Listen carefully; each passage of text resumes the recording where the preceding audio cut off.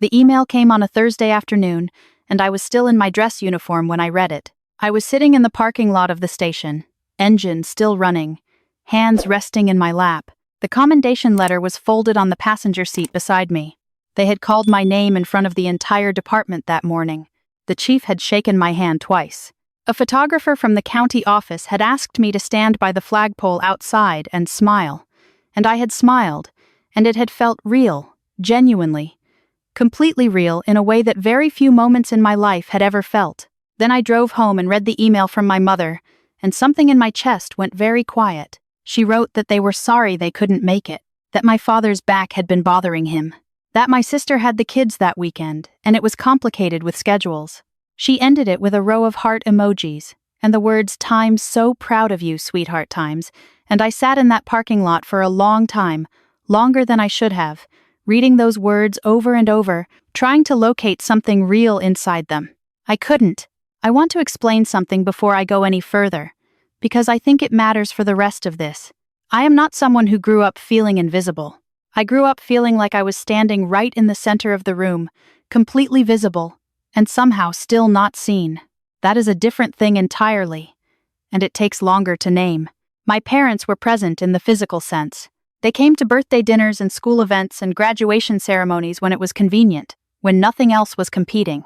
They asked about my life the way people ask about the weather, not because they needed the answer, but because asking was what polite people did. My sister was different. She was the one they leaned toward, instinctively, the way a plant leans toward light.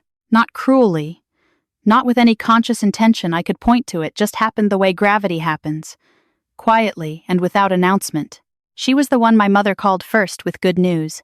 She was the one my father took to the hardware store on Saturdays when we were kids, and later to the good restaurants when she was grown. She was the one whose accomplishments got lingered over at family dinners, whose problems became group projects, whose life was narrated with a warmth and specificity that mine never quite received. I don't believe my parents sat down and decided to love her more. I believe they found her easier. She was softer in the ways they understood. She stayed geographically close. She married young and had children young, and built a life that looked like the version they had imagined for both of us. And then there was me. I had become a firefighter. I know how that sounds to most people. I know that most people hear that and think, asterisk, what a thing to be proud of. Asterisk. And they are right. I am proud of it, deeply, quietly, in a way that belongs to me, and doesn't require anyone else's agreement. But in my family, it didn't land the way you might expect it to.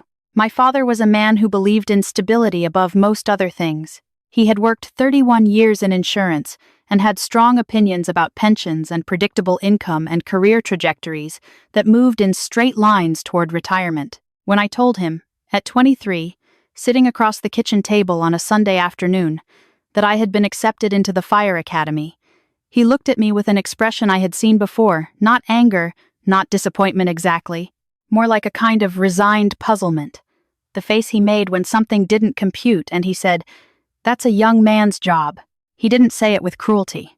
He said it the way he said most things. Flat, matter of fact, already mentally moving on to the next topic. Like my news was a weather report for a city he didn't live in and had no plans to visit. My mother asked if I had thought it through.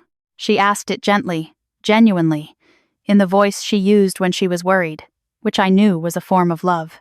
But it felt, in that moment and in every moment like it that followed, like being handed love through a screen door present, but not quite reachable. My sister, who was visiting that weekend with her oldest, said nothing at the table. But later, in the hallway on her way to the bathroom, she touched my arm and said, "You know how he is.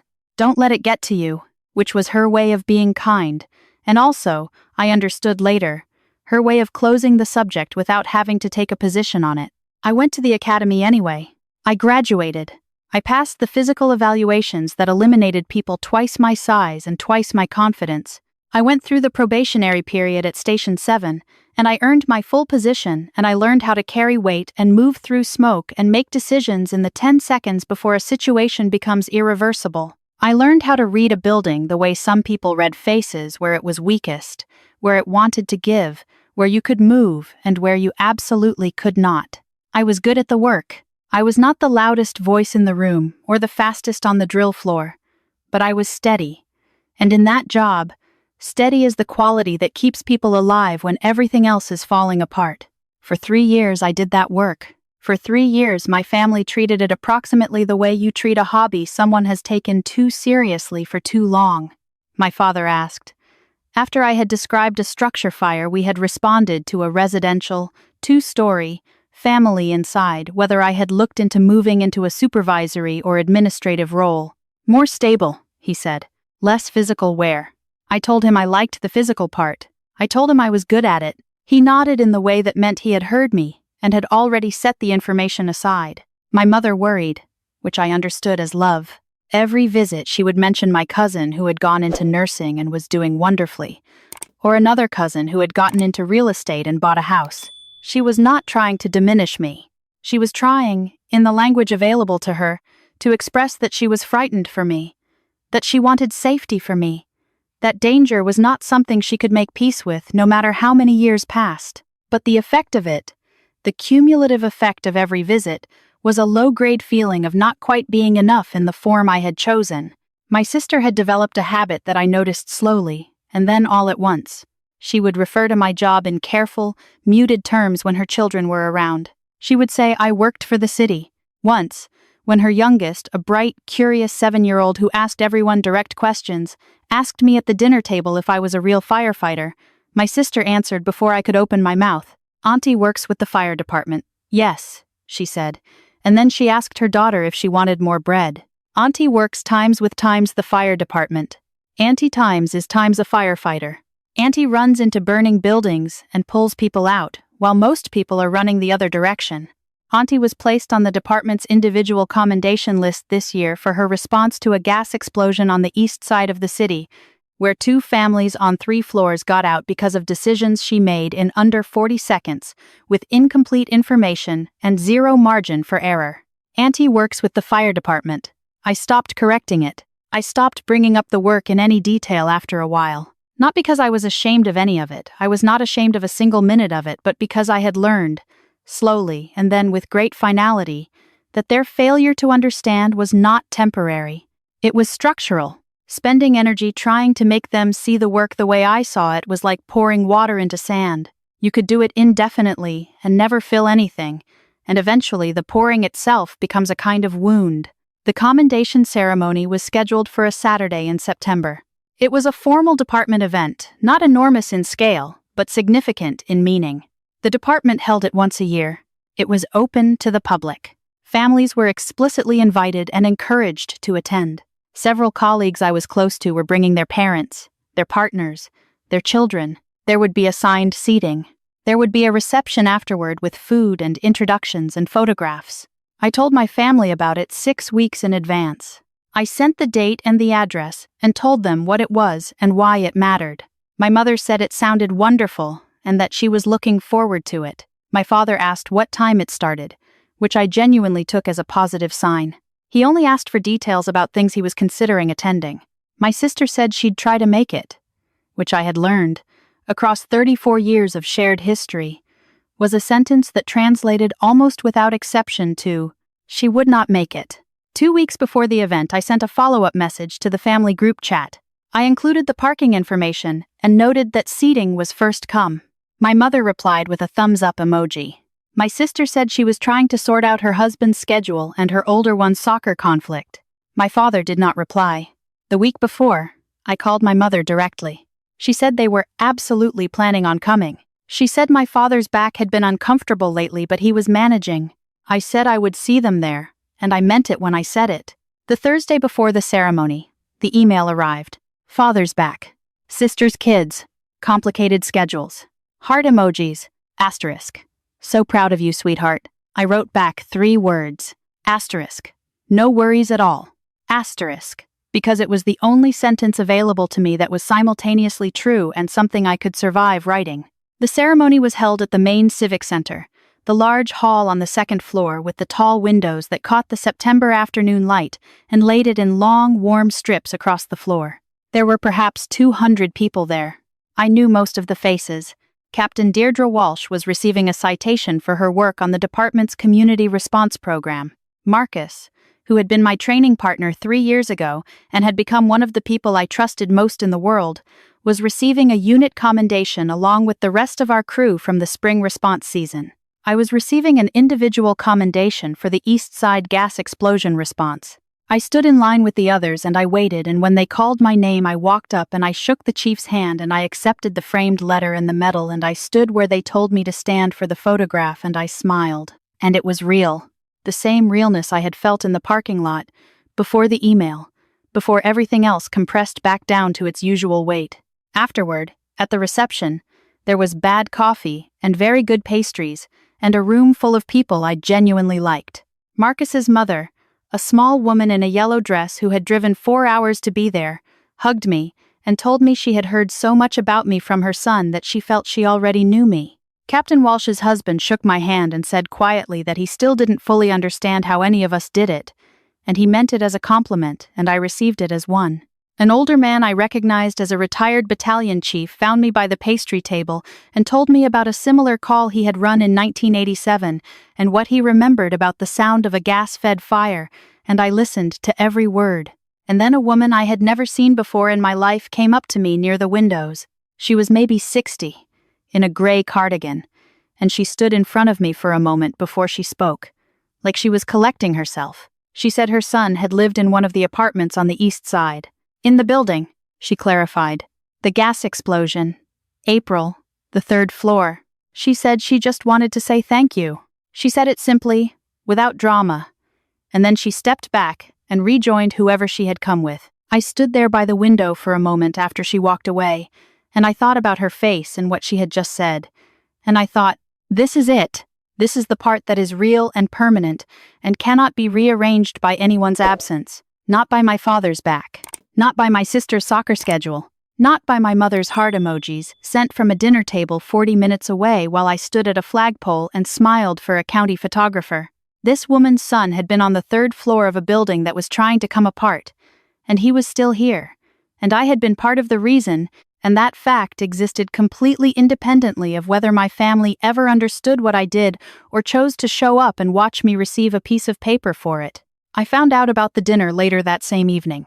Not that they'd had complicated schedules, not that my father's back had flared at an inconvenient time, that they had made a reservation. My sister had organized it framed as a belated birthday thing for my mother, though my mother's birthday falls in early March and it was now September. They had gone to the Italian restaurant my sister's husband preferred, the one with the good bread and the long waits, and by all accounts, they had a perfectly pleasant evening. I learned this because my colleague Priya, who documented every department event with the enthusiasm of someone who genuinely loved her job and the people in it, had posted photographs from the ceremony to the department's public community page that afternoon. Group photographs, individual ones, candid shots from the reception. She tagged several of us. Someone who followed that community page, someone I had never met, someone connected only loosely to someone who knew. Priya recognized the citation in one of the photos and connected it to the local news coverage from the spring. She shared the post to a neighborhood forum with a note asking if anyone knew the firefighter from the East Side incident. It moved quickly from there. The East Side response had been covered in 2 local television segments and 1 longer print piece in the county paper. People remembered it, or recognized it when they saw it again. Within a few hours, the shared post had reached several hundred people across overlapping local groups. My sister saw it because a woman she knew from her daughter's school happened to follow one of those groups and tagged her directly. She called me at 9:30 that night. I was on my couch. The television was on at low volume. The medal was on the coffee table in front of me, which I understand sounds deliberate, but I had genuinely set it down there when I came in and hadn't moved it. She said, I saw the post. I said, okay. There was a silence I recognized, a specific pause she used when she was recalibrating, measuring the distance between what she wanted to say and what she had decided it was safe to say. Why didn't you tell us it was such a big deal? I let that land before I answered. I did tell you, I said, 6 weeks ago, and again 2 weeks ago. And then I called. About the East Side thing, she said. About what actually happened. I didn't realize it was that people knew about it. And there it was. Clean and clear, and exactly what I had always known it would be, if it ever came. Asterisk. I'm sorry we weren't there. Asterisk. Not. Asterisk. I'm sorry we went to dinner while you stood at a flagpole alone. Asterisk.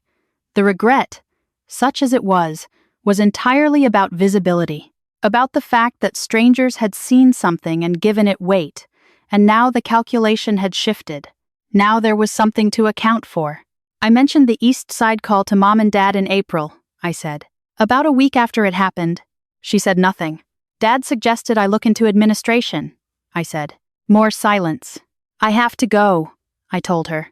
I hope dinner was good. Tell Mom happy early March.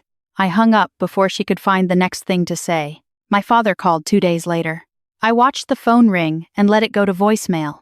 He left a message 1 minute and 40 seconds long. I checked the timestamp before deciding whether to listen. He said he had seen the news piece, that one of the local segments had resurfaced alongside the community post. He said he was proud of me.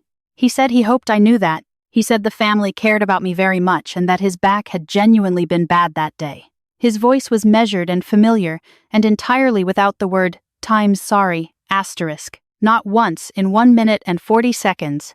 I kept the voicemail for about a week. Then I deleted it. I want to be precise about something, because I think precision matters here. I did not post that commendation to make a point. I didn't post it at all. Priya did, from the ceremony, the way she always did, because she was proud of her colleagues and wanted the community to see the work. I did not arrange for anyone to tag my sister. I did not forward the post to my father. I made no plan. I sat on my couch with a medal on my coffee table and waited for nothing in particular. And the phone rang, and that was the entirety of my involvement in any of it. What I did do, the thing I had actually decided, somewhere between the parking lot on Thursday and the couch on Saturday night, was stop trying to be seen by people who had made their choice about how much of me to see. There is a specific exhaustion that comes from that particular effort, from adjusting yourself, year after year, to fit the dimensions of someone else's comfort. I had spent a long time making myself smaller and quieter, and less so that they could remain as they were. I had downplayed the danger so my mother could sleep. I had simplified the work so my father wouldn't feel whatever it was he felt when I described it fully. I had let my sister edit me out of her own narration without objecting, because objecting felt like asking for something they had already decided I wasn't going to get. I had been paying a tax I had never agreed to, for recognition I was never actually going to receive. And somewhere around 9:45 on a Saturday night, with a medal on my coffee table and a conversation I had just ended without apology, I stopped paying it. I don't see them as much now. Not as punishment. I have no interest in punishment. And I don't think withholding yourself from people is the same as teaching them a lesson. I simply stopped being the one who closed the distance. I stopped initiating. I let the space between us settle into whatever it naturally was, without me engineering it smaller. It turned out to be quite a lot of space. My mother calls occasionally, and we have conversations that last about 20 minutes and cover ordinary things and end pleasantly enough. My father sent a text in February asking how I was doing. I said, well. He said, good. That was the whole of it. My sister and I are polite in the way that people are polite when they have run out of pretenses but haven't yet decided what to replace them with. What I have instead. Marcus, whose mother drives 4 hours to stand in a reception hall and hug the people her son trusts. Captain Walsh, who filed the recommendation that got me into a specialist training program I am currently halfway through and finding genuinely challenging in the best way. The crew at Station 7, who argue about the coffee situation with the passion of people who have decided that small things are worth caring about, and who notice, without making it a production, when someone is having a hard shift. A woman in a gray cardigan who came to find me by the window to say thank you. The framed commendation letter is on the wall of my apartment now, to the left of the window that gets the afternoon light. I don't look at it every day. Some weeks I don't look at it at all. But when I do, I don't think about the ceremony, or the community post, or my sister's recalibration on the phone, or my father's 1 minute and 40 seconds of careful words that never once included the one that would have mattered. I think about 40 seconds. I think about a third floor. I think about a woman in a gray cardigan collecting herself before she spoke. I think about what this work actually is, and who it belongs to, and what it means that I chose it and kept choosing it, even when no one at my family's table could see the point. It belongs to me. It has always belonged to me. I just spent a very long time asking for permission to believe that, from people who were never going to give it. The moment I stopped asking was the moment I finally, fully, had it.